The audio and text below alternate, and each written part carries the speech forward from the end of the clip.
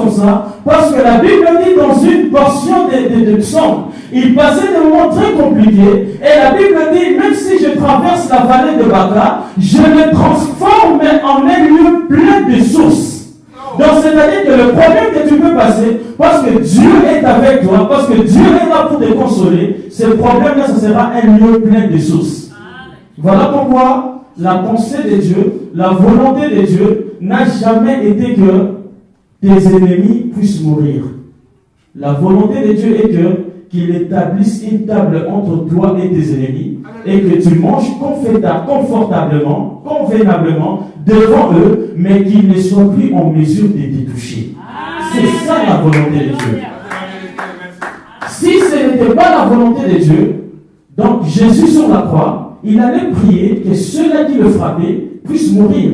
Mais qu'est-ce qu'il a dit? Seigneur, pardonne-le, car ils ne savent pas ce qu'ils font. Car la pensée de Dieu était que même ces gens-là puissent aussi être au paradis. Et quand ils verront Jésus dans toute sa gloire, qu'ils puissent dire, mais nous avons fait un mauvais choix de faire souffrir cet homme. C'est ça la pensée de Dieu. Et dans la vie, c'est que tu ne peux pas marcher avec Dieu. Tu ne peux pas vivre dans la gloire si dans ta vie, tu n'es pas passé par l'école de la gloire. C'est que l'école de la gloire implique aussi que tu passes aussi par des persécutions. Amen. Et quand viendra cette gloire, que tu puisses dire que non, je mérite ça. Amen. Voilà pourquoi Paul va dire en Philippiens 4:12, je sais vivre dans l'humiliation et je vais vivre dans l'abondance. Et tout et partout, j'ai appris à être rassasié et à avoir faim. Amen. Et à être dans l'abondance et à être dans la disette. Et il va conclure en disant, je puis tout par celui qui me fortifie. Donc cela veut dire que ce n'est pas dans la disette que Dieu t'a abandonné, mais c'est que tu dois dire que même dans la disette, tu peux tout par celui qui te fortifie de vivre dans cette souffrance. C'est ça en fait la pensée de Dieu. Et puisque Israël ne pouvait plus vivre, l'Éternel Dieu va transporter Ézéchiel pour lui mettre au milieu des ossements. Et Dieu lui dit, c'était une conversation en fait. Dieu va lui dire, fils de l'homme, ces os pourront-ils revivre? Il répond, Seigneur l'Éternel, toi-même tu le sais. Vous comprenez? Ce qui veut dire que entre notre vie et l'Éternel Dieu, par rapport à nos problèmes, tout dépend de la place que nous-mêmes nous tenons face à notre vie. Amen. Et il y a ce qu'on appelle la part de Dieu dans nos problèmes et la part de l'homme. La part de Dieu est que dans tous les problèmes que tu peux vivre dans la vie, la part de Dieu est que Dieu a déjà déclaré dans le ciel que ce problème-là puisse quitter. Maintenant, la part de l'homme est que maintenant toi-même tu viens pour prophétiser, pour déclarer physiquement, de sorte que ce qui est déclaré dans le spirituel puisse venir dans le physique et que tu puisses le toucher. Parce que si nous vivons, vous devez savoir quelque chose, que nous vivons sur la terre, nous sommes le processus de tout ce qui est déjà conclu dans le ciel.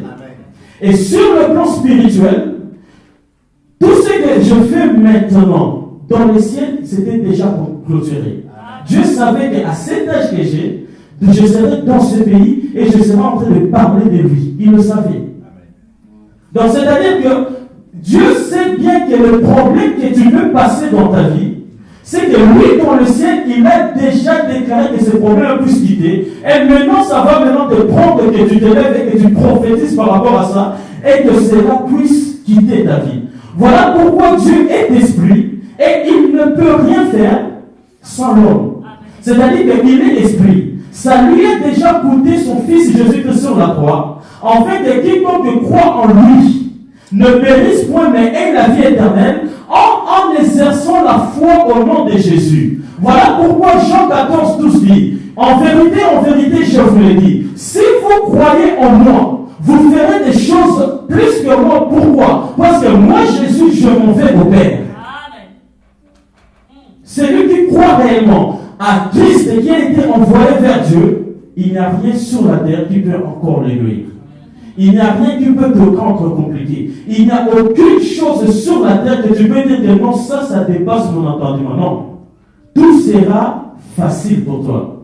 Et si tu crois à la parole de Dieu, rien ne peut te nuire. C'est comme la Bible dit, voici le miracle qui accompagneront tous ceux qui auront cru à mon nom. Et ce qui est bizarre, c'est que les enfants de Dieu sont trop ignorants. Nous ignorons tellement de choses. Tu ignores que la Bible, c'est la promesse par excellence, c'est la prophétie par excellence que Dieu t'a donnée pour pouvoir déclarer, amener des choses qui n'existent pas à l'existence. Amen. Voilà pourquoi Dieu va dire à Ézéchiel, prophétise sur ces eaux, dis-leur ossements desséchés, écoutez la parole du Seigneur. Donc, ce qui veut dire quoi? Tout le monde peut prophétiser sur sa vie. Tout le monde peut prophétiser, mais tout le monde n'est pas prophète. Amen. Tu peux prophétiser sur ta vie, mais tu n'es pas un prophète. Pourquoi? Car la Bible dit, nous prophétisons en partie. Même celui qui vient pour prophétiser sur ta vie, il connaît ta vie en partie. Donc c'est toi qui connais réellement ce qui se passe dans ta vie, d'où tu as les paroles pour dire à cette souffrance-là de quitter ta vie. Donc c'est-à-dire que tu es le prophète par excellence de ta vie. Et rien, si tu crois à la parole de Dieu, si tu crois en Dieu de la Bible, il n'y a rien qui peut te nuire encore sur la terre. Et tu ne peux pas vouloir demander changer des prophètes en prophètes, changer des églises en églises pour chercher la solution à tes problèmes. Parce que si tu comprends cette parole, aujourd'hui tu dois te lever et dire que non, c'est assez. Et je parle à ma vie, tout ce qui dérange ma vie doit maintenant quitter ma vie. Parce que tout le monde peut prophétiser, mais tout le monde n'est pas prophète. Amen. Et pour être un prophète, généralement ça prend les ministères prophétiques, et ça prend les dons des prophéties, les visions, les rêves, comment on dit, interpréter les parler en langue, tout ça, c'est tous ces dons-là, ça forme ce qu'on appelle le ministère prophétique. Et déjà, je veux expliciter quelque chose. Tout le ministère est basé sur l'interprétation de la parole avant les dons de l'esprit. Car beaucoup disent que nous avons le ministère prophétique seulement parce qu'ils ont reçu les dons prophétiques, mais ils n'ont pas ce qui est le ministère prophétique. La différence entre le ministère et les dons, c'est que le ministère d'abord, Dieu quand il donne quelqu'un le ministère, c'est parce qu'il a mis en la personne la grâce d'interpréter la Bible. Voilà pourquoi Pierre va dire ceci.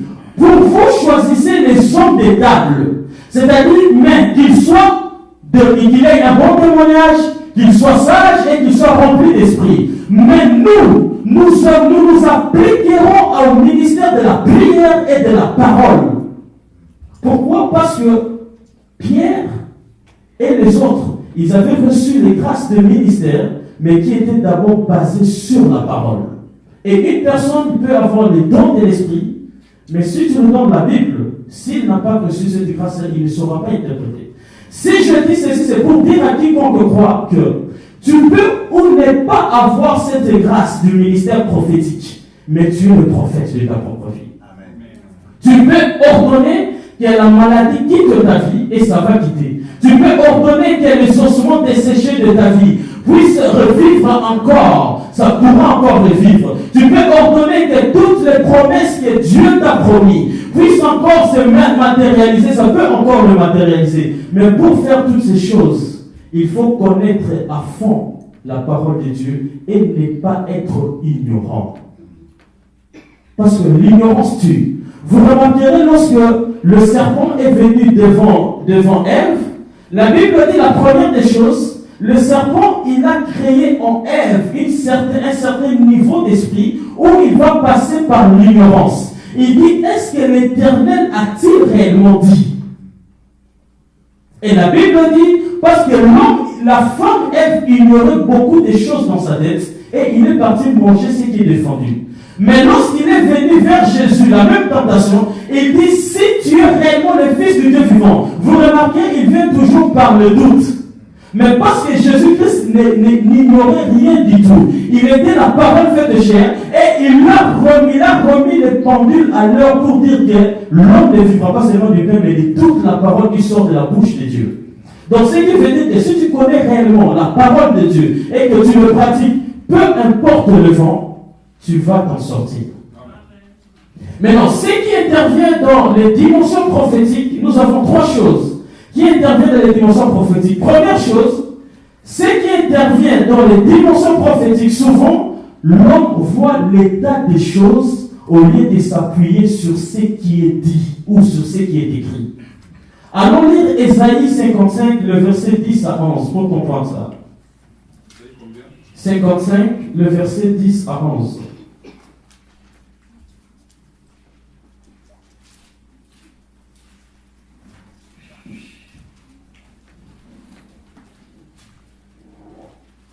Ésaïe 55, le verset 10 à 11. Ésaïe 55, du 10e verset jusqu'au 11e verset. Nous donnons lecture au nom du Seigneur Jésus. Amen. Comme la pluie et la neige descendent des cieux et n'y retournent pas sans avoir arrosé, fécondé la terre et fait germer les plantes, sans avoir donné de la semence au semeur et du pain à celui qui mange, ainsi en est-il de ma parole qui sort de ma bouche. Elle ne retourne point à moi sans effet, sans avoir exécuté ma volonté et accompli mes desseins. Amen. Ça, c'est la parole de Dieu que Dieu va parler par la bouche d'Ésaïe. Il dit, ainsi en est-il avec ma parole. Lorsque Dieu lance sa parole, c'est que la parole de Dieu ne peut pas retourner vers Dieu sans faire ce qui est, sans exécuter ce dont il est venu faire sur la terre. C'est pour dire à quelqu'un, peu importe les situations, si tu sais que la Bible ici c'est la promesse, la prophétie par excellence pour toi, si Dieu t'a parlé par le songe, Dieu t'a parlé par le rêve, sache-le que tout ce que Dieu t'a promis, même si la situation que tu vis est contraire à ce que Dieu t'a promis, c'est que cette parole-là ne peut pas retourner à Dieu sans exécuter ce qu'il est venu faire. Voilà pourquoi je vous dirais que Dieu, il n'est pas un menteur. Notre Dieu que nous servons, le Dieu que nous prions, c'est un Dieu responsable. Et s'il y a quelque chose que Dieu ne peut pas blaguer avec, c'est sa parole. Dieu, il ne peut pas blaguer avec sa parole. Et lorsqu'il lance une parole pour quiconque, c'est qu'il lance déjà tout un processus pour que cette parole-là s'accomplisse. Et la question que l'homme se pose souvent dans ces choses, c'est que comment cela arrivera. Pourquoi? Parce que on voit beaucoup, on s'étale beaucoup sur la réalité physique au lieu de voir sur ce qui est écrit ou sur ce que Dieu a dit. Voilà pourquoi dans Luc 1, 26, la Bible dit l'ange Gabriel va se présenter devant Marie. Dieu savait que Marie n'a jamais connu d'homme. Dieu le savait. Et l'ange va venir devant Marie. La Bible dit la première phrase que l'ange a dit, ne crains pas Marie, car tu as trouvé grâce devant Dieu, par toi viendra le salut. Premier réflexe de Marie, c'était que non, je n'ai pas connu d'homme. Et dans toute la Galilée, on savait qu'il y a une femme là-bas qui est fiancée à Joseph. Et Marie va poser à l'ange la question, comment cela arrivera? Ce n'est pas ça le problème. Et l'ange lui dit, Marie, les enjeux sont meilleurs que toi. Et le Dieu de la Bible, il ne s'appuie pas sur ce que l'homme s'appuie. Il ne regarde pas comme l'homme regarde. Dieu regarde comme Dieu. Il est Dieu, il regarde comme lui. Voilà pourquoi il dit à Samuel, Dieu n'est pas là où, mes yeux ne sont pas là où toi tu vois. L'homme regarde différemment de Dieu. Dieu n'est pas dans l'apparence. Et Dieu va dire l'ange va dire à Marie, c'est que tu seras couvert de l'ombre du Saint-Esprit. L'Esprit Saint viendra sur toi et tu enfanteras un fils. Vous comprenez? Lorsque Dieu vous promet quelque chose, que ce soit par le prophète, par le songe, par les visions par vous-même, dans la Bible, gardez-le jalousement. Car ça s'accomplira certainement. C'est la promesse. Amen. Et ceci est très important, même quand Jésus s'est présenté au tombeau de Lazare. La Bible dit que Jésus va faire une conversation avec les sœurs de Lazare. Il va dire à Marie, ôte la pierre. Regarde des choses que Marie a dit, Seigneur, ils sont déjà. Est-ce que Dieu t'a dit de commencer à relater que non, mon problème sont déjà, Lazare sont déjà, Seigneur, même si je fais ça, ma réputation est déjà abîmée. Non, c'est que Dieu dit, ôte la pierre, ôte l'incrédulité, ôte le doute. C'est que Dieu a dit, ça s'accomplira. C'est tout. Ôte seulement le doute, l'incrédulité en toi. Et deuxième des choses, c'est que nous devons comprendre la dimension prophétique. La prophétie expire au moment de son exécution. Allons lire Luc 2, 25 pour comprendre ça.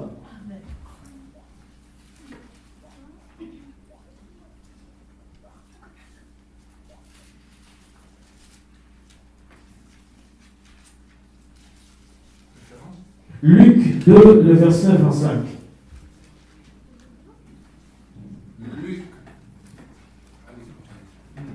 Luc 2, 25, la Bible dit ceci.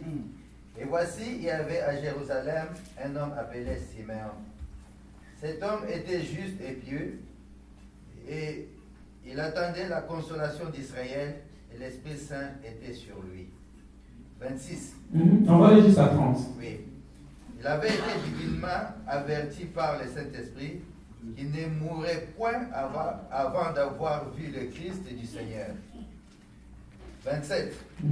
Il vint au temple poussé par l'Esprit, et comme les parents apportaient le petit enfant Jésus pour accomplir à son égard ce qu'ordonnait la loi, il est reçu dans ses bras, bénit Dieu et dit, maintenant, maintenant, Seigneur, tu laisses ton serviteur s'en aller en paix selon ta parole. 30. Car mes yeux ont vu ton salut. 31. Salut que tu as préparé devant tout le peuple. On peut s'arrêter là. Amen. Amen.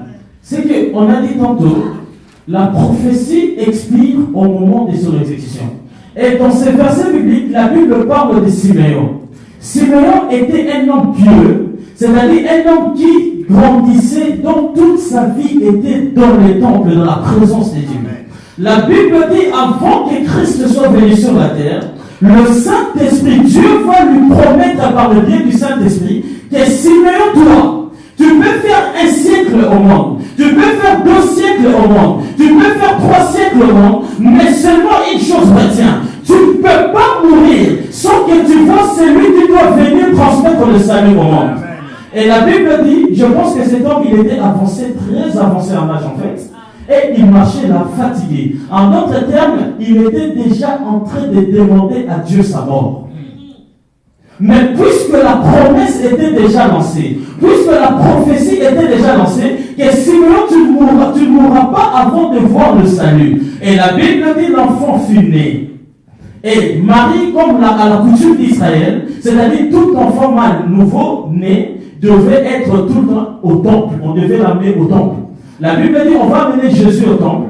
Et ça coïncide que Simeon était là. Quand Simeon regarde, il prend l'enfant. La Bible dit, il reçut l'enfant et dit, béni soit l'Éternel, car tu m'as gardé et maintenant mes yeux ont vu le salut. Maintenant, puisque cette promesse s'est accomplie, maintenant ton serviteur peut aller en paix. Maintenant ton serviteur peut mourir parce qu'il était fatigué et parce que je vis ce que tu avais promis. Je te bénis, maintenant tu peux retirer mon âme.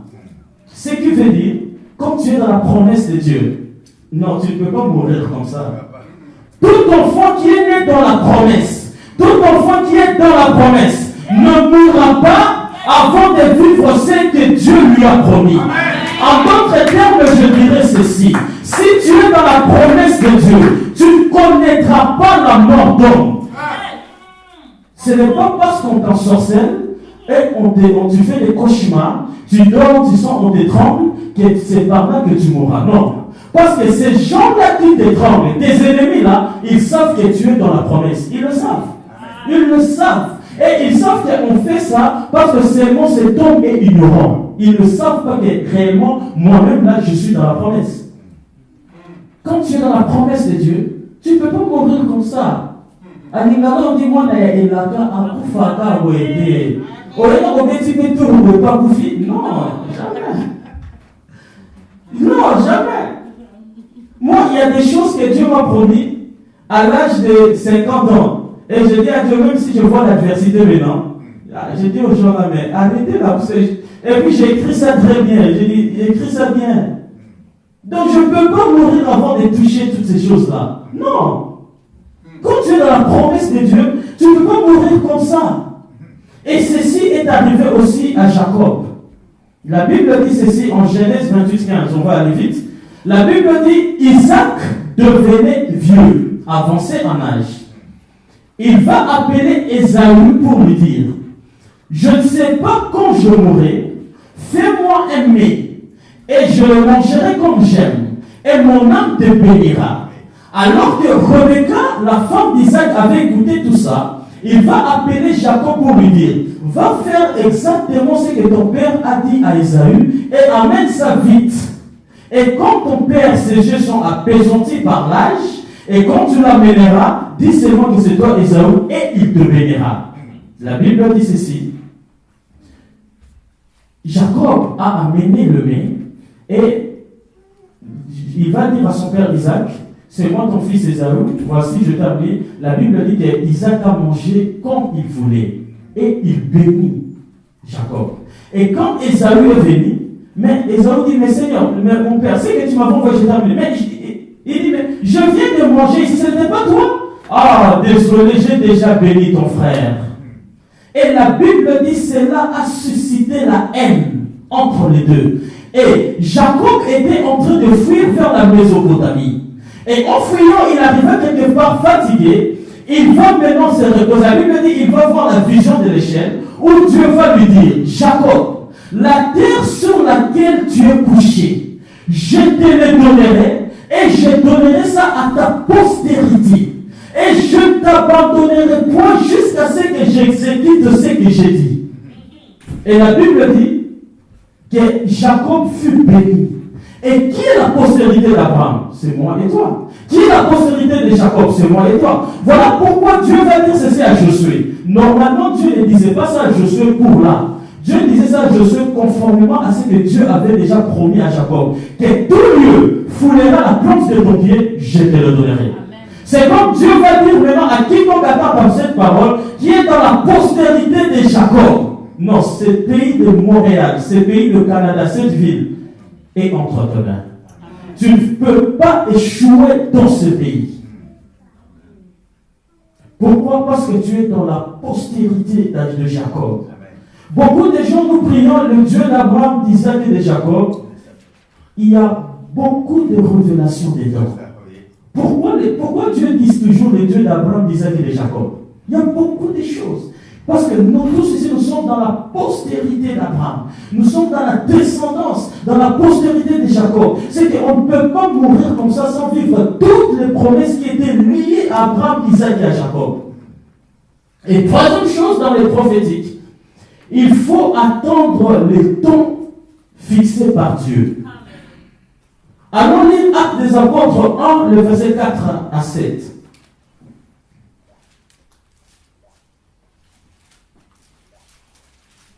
Actes des Apôtres 1, le verset 4 à 7. La Bible dit ceci dans Actes 1, 4 à 7.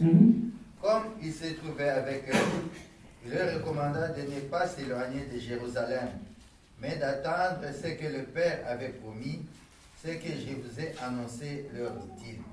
Car Jean a baptisé d'eau, mais vous, dans peu de jours, vous serez baptisés du Saint-Esprit. 6.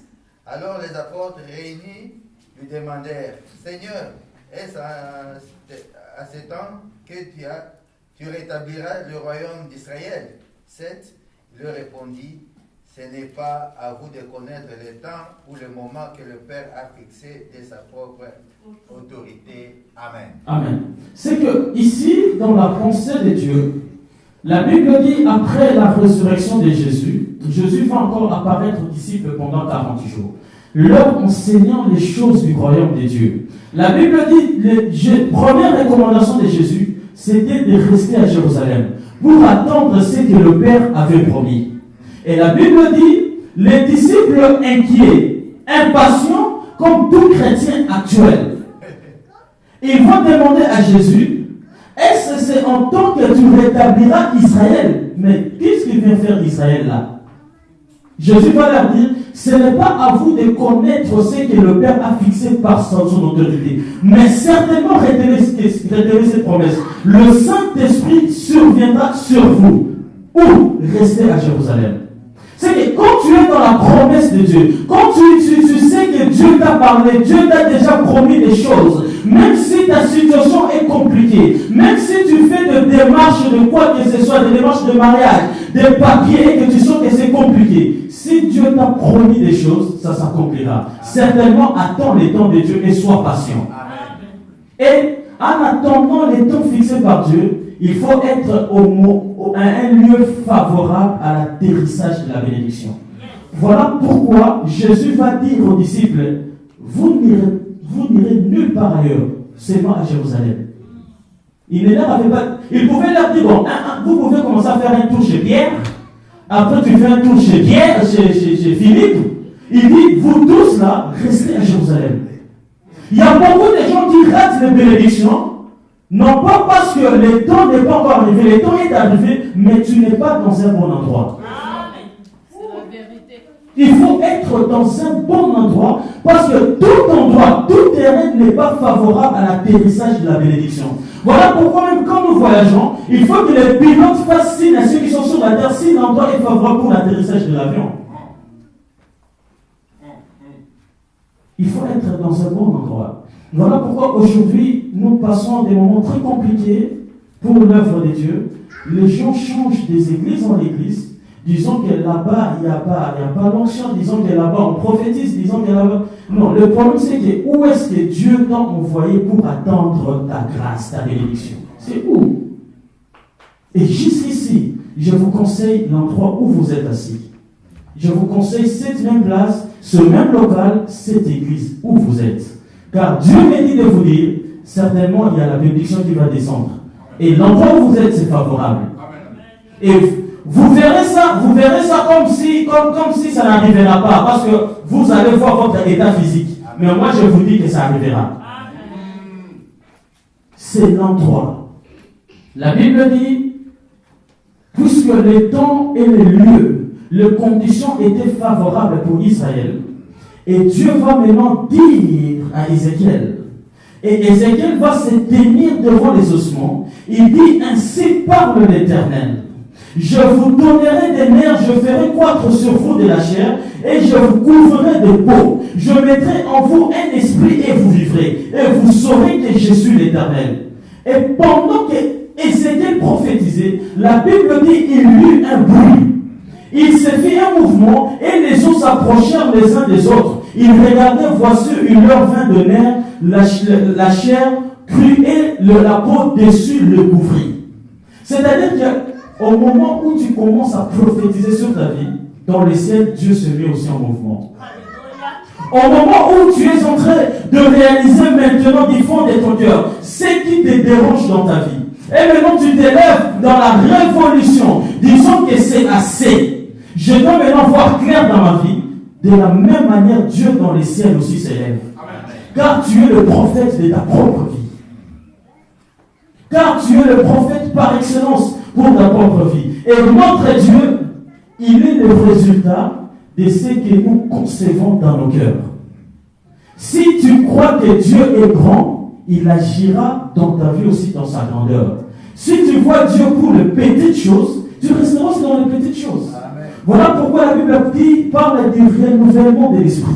Donc c'est-à-dire que tu dois être grand. Voilà pourquoi Dieu va dire qu'il te soit fait selon ta foi. Donc si ta foi est grande, il te fera faire les grandes choses. Si ta foi est petite, tu resteras toujours dans les petites choses. Amen. Voilà pourquoi Dieu va dire à Ézéchiel 21, 19 à 22, je frapperai mes mains j'assouvrirai aussi ma fureur. C'est-à-dire qu'autant que tu es debout pour combattre les ennemis en faveur de ta vie, de la même manière, Dieu est aussi debout. Quand tu vas tenir l'épée, Dieu aussi tient l'épée. Quand tu vas commencer à frapper, Dieu aussi est en train de frapper. Et cet acte-là que tu vas faire spirituellement, physiquement, a des impacts sur le plan spirituel. Et toute déclaration prophétique a de l'effet que s'il a comme fondement la foi. Une condition sine qua non pour vivre ce que tu es en train de déclarer, c'est avoir la foi en ce que tu dis. Amen.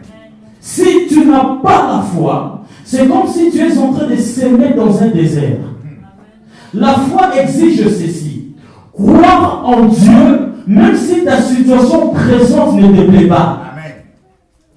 Et entre l'homme et Dieu, le seul point de contact, c'est la foi. Si tu n'as pas la foi en Dieu, tu ne fais rien. Tu peux gêner 40 jours. Mais si tu doutes seulement une seconde, tu es parti, tu ne fais rien du tout.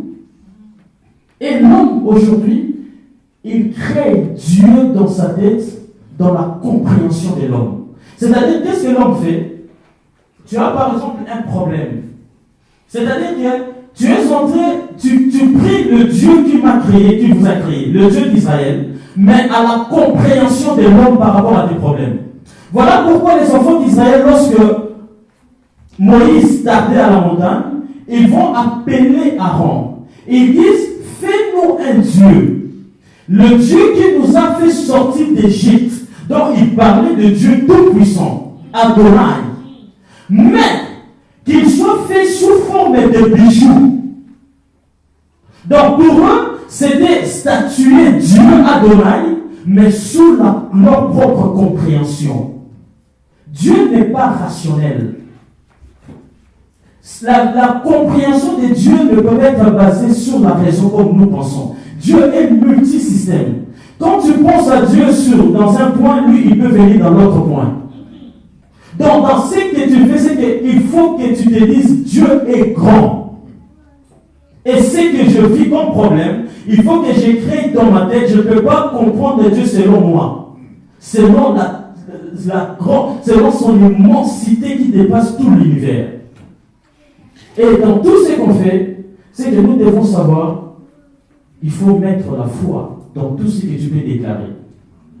Parce que dans l'époque de Moïse, ça prenait une personne pour introduire les autres dans la présence de Dieu.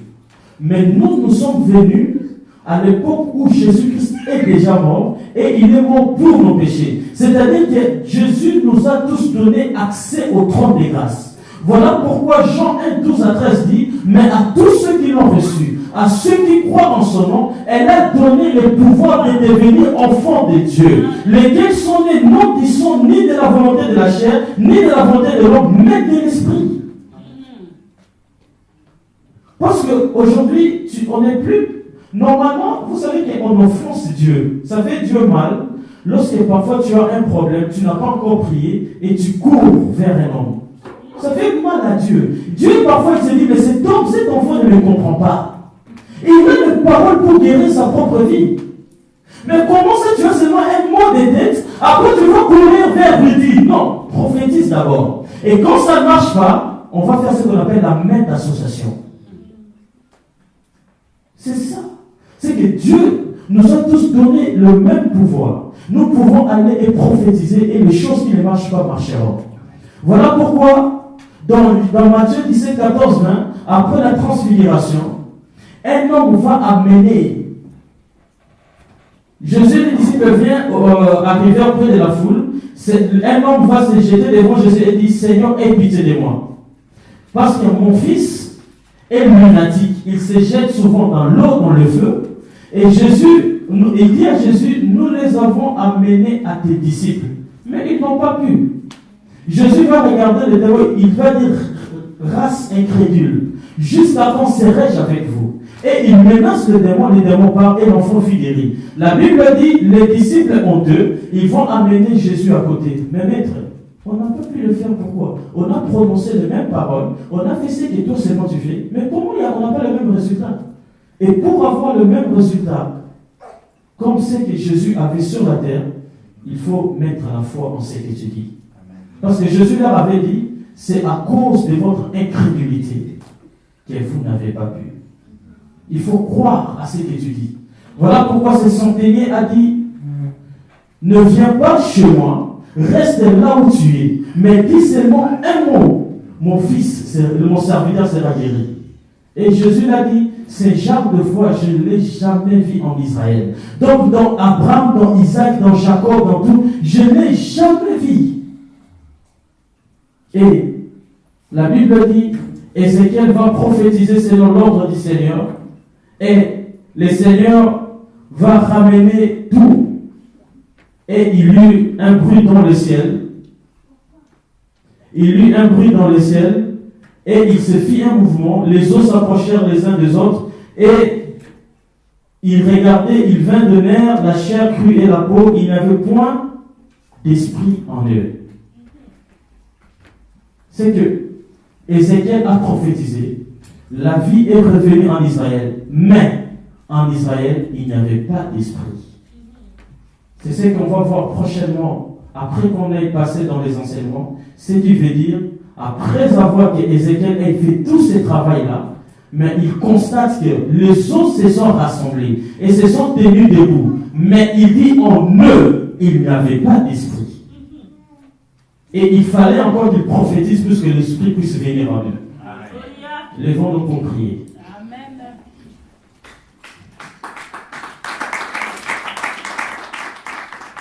Tu vas élever ta voix.